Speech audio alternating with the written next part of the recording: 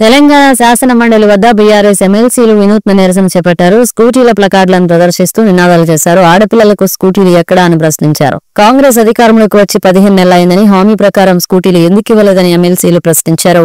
Congress party ఎన్నికల సందర్భంగా ఇచ్చిన హామీలు అమలు చేయాలని బీఆర్ఎస్ ఎమ్మెల్సీలు డిమాండ్ చేశారు. డిగ్రీ ఆపై చదివే విద్యార్థులకు స్కూటీలు ఇవ్వాలని కోరారు.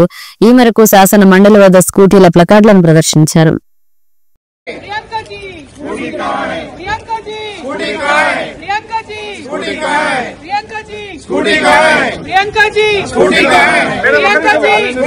ఇవాళ కాంగ్రెస్ పార్టీ అధికారంలోకి రావడానికి అనేకమైనటువంటి మాటలు చెప్పినటువంటి సందర్భాన్ని మనం గుర్తు తెచ్చుకోవాలి. అధికారంలోకి వచ్చి 15 నెలలైంది. 15 నెలల్లో 1,50,000 కోట్ల అప్పులు తెచ్చారు. కానీ ఆడపిల్లలకు ఇచ్చిన ఏ ఒక్క వాగ్దానాన్ని కూడా పూర్తి చేయడం లేదు. నిన్ననేమో తులం బంగారం ఇయ్యమని చెప్పినారు. ఇవాళ మేము బీఆర్ఎస్ పార్టీ పక్షాన డిమాండ్ చేస్తూ ఉన్నాం. మీరు చదువుకునేటటువంటి ఆడపిల్లలు 18 సంవత్సరాలు నిండినటువంటి ప్రతి ఒక్కరికి స్కూటీలు ఇస్తామని చెప్పారు. కానీ ఆ విషయంలో ఇంతవరకు కనీసం రివ్యూ కూడా చేయకపోవడం చాలా దారుణం. ఆర్టీసీ బస్సులు ఇచ్చి స్కూటీలు ఎగ్గొట్టాలని చూస్తే మాత్రం ఊరుకునేదే లేదు.